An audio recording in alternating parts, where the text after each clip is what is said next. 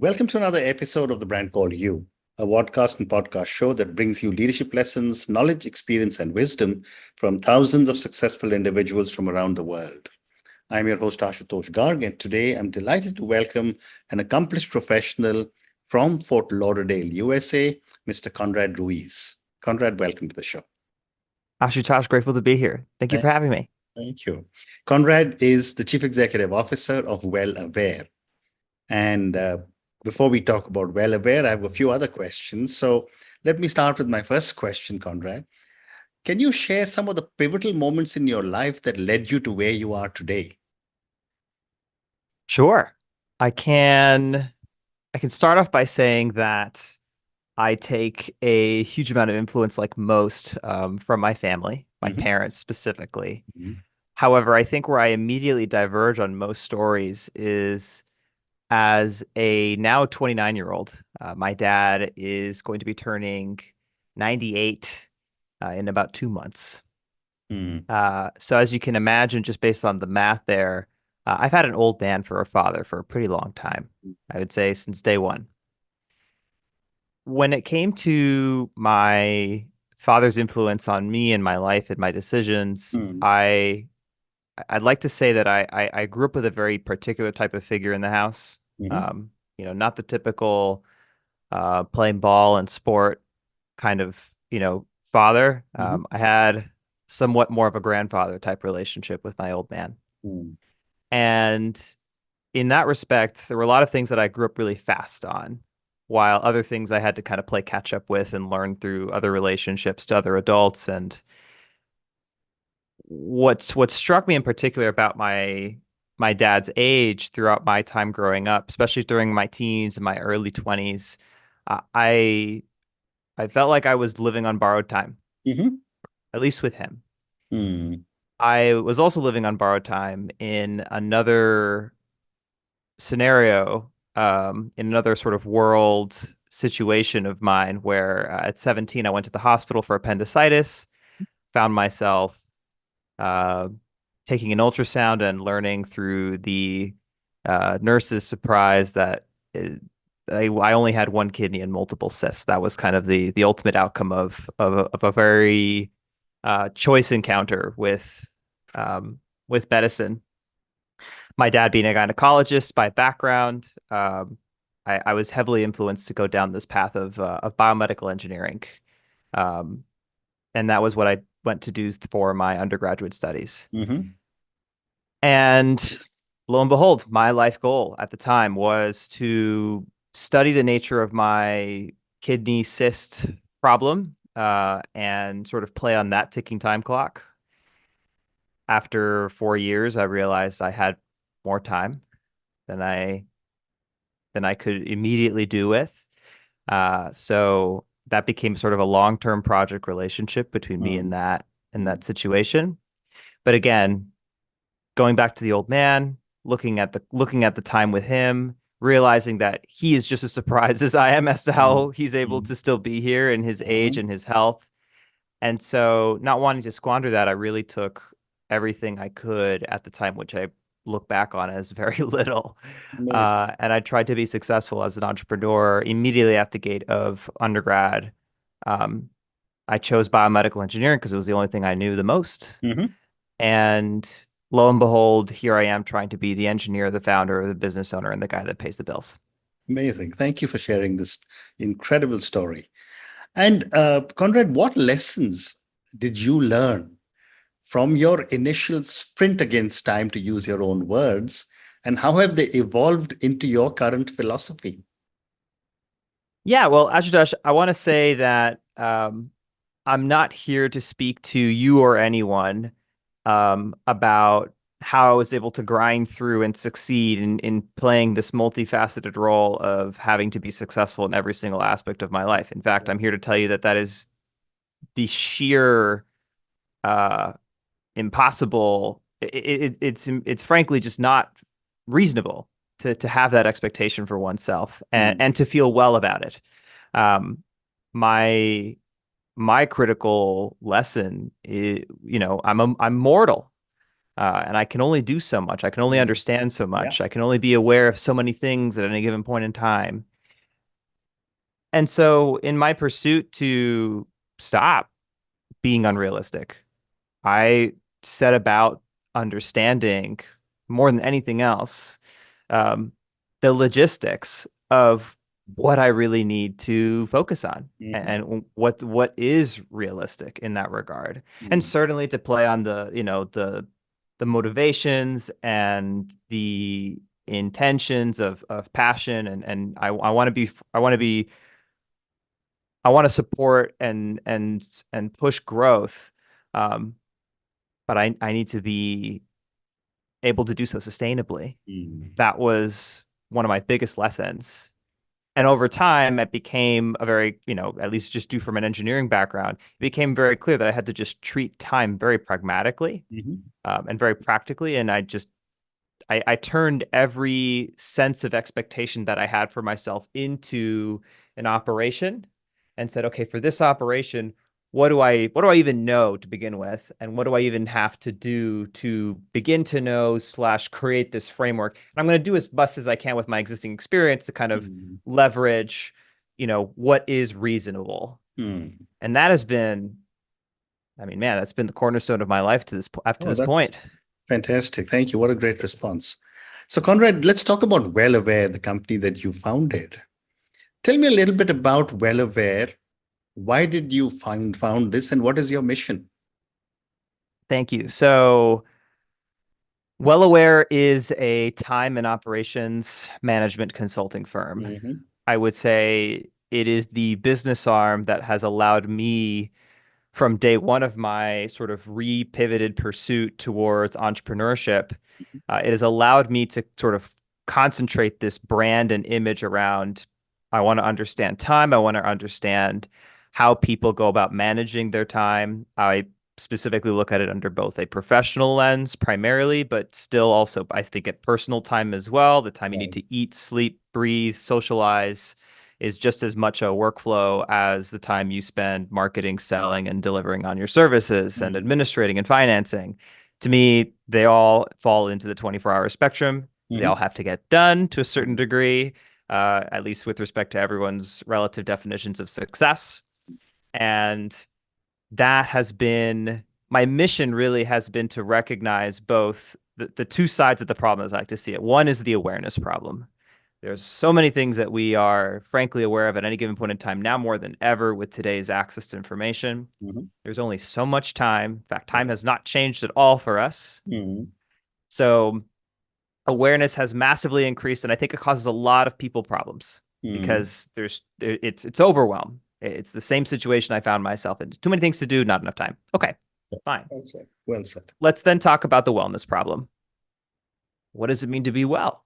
Given the stature of everything that's going on, given the state of being that you're living in, given the logistics of your time and obligation, the relationships you possess, the actions you need to perform, the commitments you're a part of, the Mm. knowledge you possess, how does that all then translate into your time and to what goal? Mm. To what extent of change are you trying to enable as a result of all that? Mm. That is, to me, the mission and purpose of Well Aware, to see about all of that in a manner that is most befitting to you, that doesn't cause you to sacrifice things that you shouldn't sacrifice or wouldn't want to sacrifice. Mm. Um, and so be it. The rest of it is just getting into the actual practice of that theory. Absolutely, absolutely. And when I was preparing for my conversation with you, you use a term called you help businesses buy back time. Can you explain this whole concept and what are the processes you use to achieve this? Sure.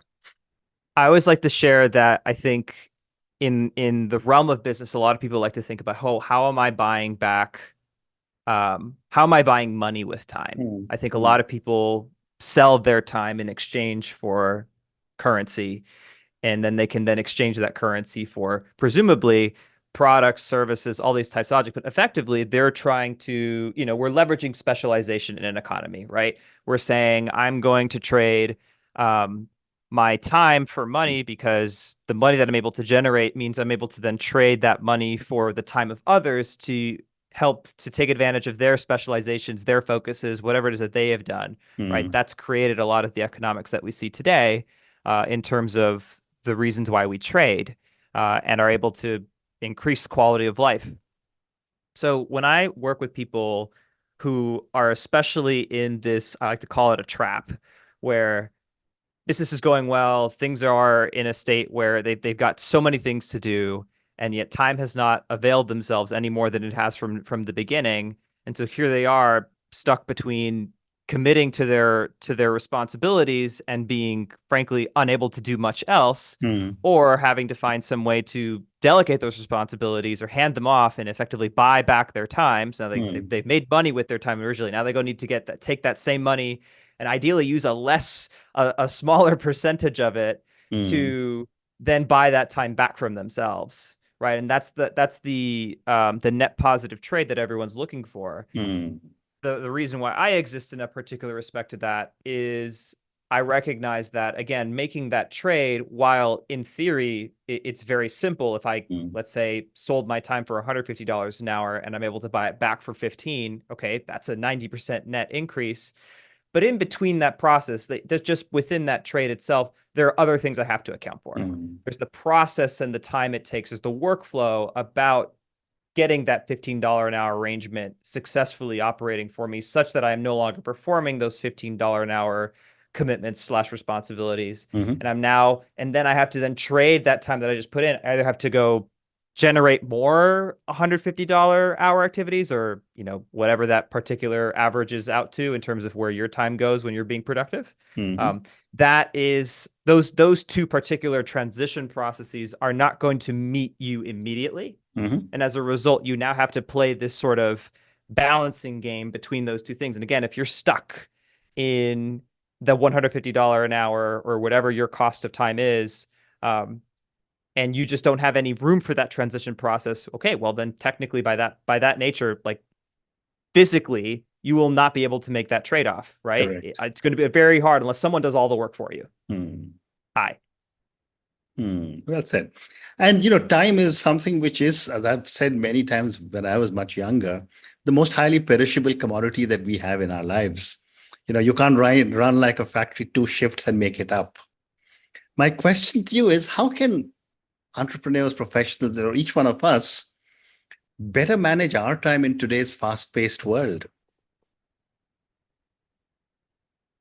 Ashutosh, I think there are countless answers to this, and every person's situation is going to be different. Mm, I think just through the one example we just shared, one very effective way to be more time conscious and be more productive is to recognize what are the things that only you can do, or what are the most mm, highly valuable things that you can do. And as a result, what are the most lowly valuable, or what are the most low value tasks that you are performing right now that someone else in any part of the world would be interested in participating mm. and working on for you. Yeah. Um, say what you want about the economic effects of globalization, but you can find all manners of support team members to work alongside you remotely from India, from the Mhm, Philippines, from mm, Latin America, mm, Africa, Eastern Asia.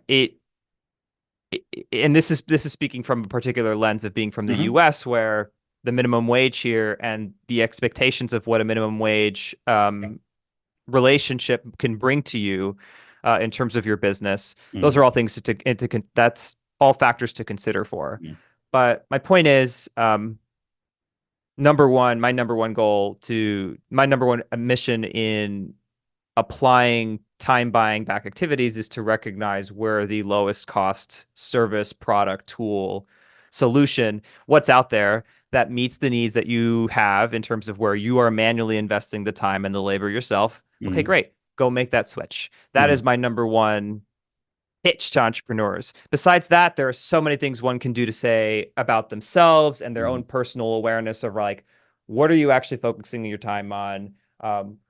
Where are you being energy inefficient or energy ineffective by not taking care of yourself, and not getting enough sleep, or not getting enough food to eat, not exercising, world's greatest antidepressant. Like, there are so many other things that you can do to produce your own efficiency. But I think sometimes people get too caught up in the efficiency side of things. Oh, I just have to be more productive. It's just about me. Like Mm. I'm the one who carries the Yeah. burden of my productivity versus no, recognize that delegation is a solution. Mm. And again, don't just purely rely on delegation. Like you want to meet both sides. Well said. And what is the role of virtual assistants? You did talk about outsourcing to several regions or several countries, but what is the role of virtual assistants in your time management strategy? Sure. And let me sort of combine to you another phrase that I think is helpful in this particular context. Hmm. Because I think an assistant by many people's surface level definitions is someone who assists you, someone who helps you with a given task, operation, workflow Mm. process. So I will say that in my particular world of well aware, I have a vast majority of my virtual assistants supporting me, working with me, as well as our clients on business tasks, everything from executive administration, meaning processing emails, getting items on the calendar, sending and responding to the different messages on different channels to help navigate all Mm. manners of conversation, whether they be marketing conversations, sales conversations, service delivery conversations. Mm. Um, there's so much to be said about the different types of workflows that we all engage in every day, especially those of us Mm. who are in business. Someone's got to do them. Cool. An assistant helps you do them. You sit down with them, Mm. you give them a sense of what it is that you're trying to get accomplished, them coming to you with their knowledge and understanding of those applications. You Mm. meet somewhere in the middle in terms of where your workflow meets their knowledge, and then the rest is, hey, can you please do this for me? So and Mm. so. Thank Mm. you. Really Mm. grateful. Please follow up with me when you get a chance to let me know how things go, right? Mm. Or Mm. follow the process we have for documenting that this action item has been completed. Mm. Cool. Mm. Great. In addition to assistance, again, the sort of circle back on my original comment, I invite the topic of what I'll call a virtual associate. Same acronym at the end of the day. It's a VA. But imagine the context between assistant and associate being an assistant helps you with tasks that you're currently performing. Mm. An associate almost effectively operates on their own. They may be in Mm. charge of whole operations, tasks, workflows, departments, depending on, again, the nature of their skills and focus point that you've then assigned them. They could be your marketing director. They could be your bookkeeping administrator. They could Mm. be your executive assistant lead, uh, meaning implying that you may have multiple executive assistants supporting you in Mhm. different facets, but they're the Mm. ones whom you go to primarily. Mm. And then they delegate out to the rest of the team just because that's how much volume of work there is that's being delegated. And you need someone who has the structure to understand what all is being requested by the executive to then let the other team members know. Mm. But you're still talking about human beings on the other side of the phone, if I can use that term. Yeah. What about the new technologies like artificial intelligence coming in? Do you see that disintermediating a lot of the people in a lot of these countries? Yes and no. Hmm. I will say be wary for sure Hmm. and recognize that this particular progress Hmm. of AI is unlike anything else out there in terms of its exponential capabilities. And the speed at which that exponential growth is happening is just it's unique in history. Hmm. That being said, I find it's not an immediate there's the technology's progress and then there's our cultural progress towards that technology. Hmm. Hmm. Cultural progress is always going to be slower because cultural is human. To that end, what I'm finding on a very practical level is yes, there are tasks and operations that are being performed way more effectively through AI or an AI enabled workflow. Hmm. What I find fascinating is that that doesn't necessarily mean that virtual assistants or associates get taken out of the picture entirely. If Right. anything, they just get assigned to use AI to make their workflows more effective, efficient, Hmm. scalable, and so on. Hmm. It requires learning and education, just like as if you were to be the one to handle all that yourself. And again, the nature of the reason why I tend to have these conversations in the first place is because most people don't have the time to even implement AI Hmm. themselves. That's Hmm. why experts exist. So Granted, you could go to an agency or some other type of developer who's in the AI space, and they could promise you all these deliverables of solutions and products and technologies that to the greatest extent possible, they can make it in as few, they can make the Mhm. interface for those technologies and what they're doing for you as few clicks as possible. That'd Yeah. be ideal. Yeah. You may still want someone on the other side of those few Mhm. clicks. That's Mhm. not you, Yeah. who's responsible for communicating and recognizing the iterations on that product or solution that by on the whole are meant to support your business. Amazing. So, Conrad, I have time for two more questions. The next one is for you personally. You've set a goal to run a marathon. How does setting and achieving personal goals impact your professional life? Uh, Business is a marathon, Ashutosh. Hmm. I'm sure you know. Yeah, I'm much younger than you, and so I still have a lot of hubris left. Um, absolutely. but I think being able to recognize an objective that requires levels of commitment and dedication um, over time is it's just a healthy moniker for life. Hmm. If you really start to study one yourself and recognize like what makes you healthy and well, purpose is almost a tool at this point, not Hmm. necessarily. I mean, some will argue that it's a spiritual passion and all that kind of stuff, and I great relative perspectives there. Um, but at the end of the day, if you recognize that without having purpose and a particular definition of success to strive towards, you will find yourself aimless and lost. So Mm. setting a goal like a marathon to me is both I like the journey that I'm about to go on with Yeah. respect to this marathon. I don't mean to get too punny with it as a result of the fact that a marathon is literally a journey of running. Mm. Um, but draw the parallels where you may and sort of hold Yeah. the laughter. But that is exactly what I'm looking forward to. I'm looking forward to having a goal that sets me down a path in which I'm going to enjoy the journey that I'm taking as a result of going through Mm. that goal. Mm. Well said. Well said. And my last question for you, and this is for the thousands of people who will listen to our conversation. Most of them are young like you are. Based on your own amazing journey and your learnings from the story that you shared with us and everything that you're doing, supporting so many people buy back their time, what would you say are three lessons you have learned that you would want our viewers and listeners to take away? Uh, Number one, take your time. Hmm. It's not a race to the end. Yeah. Um, you know, don't don't hurry for the sake of hurrying. Mm. Try to be present in the operations of what you're doing. Mm. It may suck, but it's better to be consciously aware of it than to try to somehow push through and also block out whatever it is that you may be progressing on in your world. So Mm. that's lesson number one. Please, above all other things, Mm. just take your time. It's one of Dad's favorite lessons. Hmm. Um, I'd say lesson number two is never give up. Hmm. There is there's more detail that needs to go into that in terms of like, recognize when you need to pivot versus when you need to persist. Um, when it comes to what my point about giving up is like, don't just stop anything and everything altogether. Mm. Maintain this sort of critical mission of what it is that you need to do and want to do to make your life well, Hmm. and don't don't give up on the entirety of a pursuit, on the entirety of all pursuits, just because one particular pursuit that you've been holding so much Mm. fervor for is not operating in the way that you expect. And come to terms with that. Retrospect. Mm. Um, the last sort of lesson here is, and I'll sort of combine. I'll use a quote that I have in my email signature to kind of encompass it.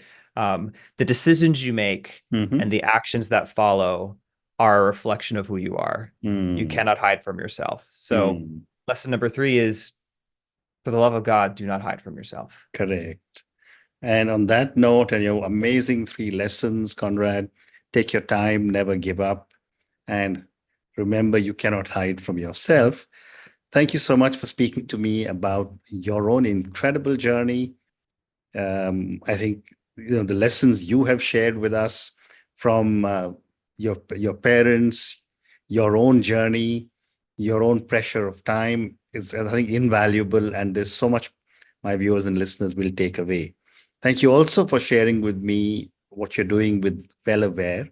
I think you're making people realize how valuable time is, and you're making it easy, if I can use the term, for people to be able to outsource a lot of the routine stuff that we all tend to do and be able to recover a lot of more valuable work that we can do in the limited time that all of us has.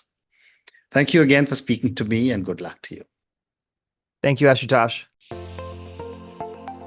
Thank you for listening to the Brand Called You videocast and podcast, a platform that brings you knowledge, experience, and wisdom of hundreds of successful individuals from around the world.